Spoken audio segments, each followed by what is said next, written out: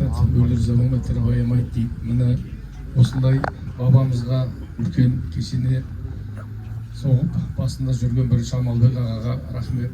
Және ағайындарын бастарын қосып атқан Ағабек аға бар, Мүслім аға бар, және де Маңал ағалар бар. Мынау өмірде бізде осы сіздердің бауырларың бар, жаңағы Сейтжамал деген марқұм осы жерге келіп танысып, екеуміз туған ағайын болып бауыр болып кеттік. Осыдан 1-2 жыл бұрын жарылқасыма 1-2 жыл бұрын мешіт ашқан кезде солға барып қайттық. Сол сияқты мына беріп жатқан құдайларыңыз қабыл болсын. Біз Жамбылда осыдан бір 10 жыл бұрын жаныстар бірігіп, бұл жерде бір Батыр Алмазов деген бауырымыз бар. Сол шан-шұғылдар жиналады екен, ар жақта шымырлар біз неге жиналмаймыз деп Қадыр ағасына айтып, сонымен бәріміз жиналып, ең бірінші рет осы жерге Құран оқытуға келдік. Осыдан бір 10 жыл бұрын. Сонда келіп Жарылқасым айтты, мәке, мынау кішкене көп жылдан бері 20 жыл, биыл 2004 сол где-то 15 жылдай болды, ремонтсыз.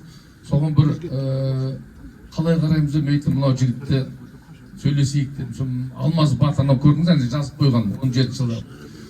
Сол сөйтіп, мәке, осыны өзім сесім қалай болады деді. Сонымен Жарылқасымға айттым, осы азамат деп.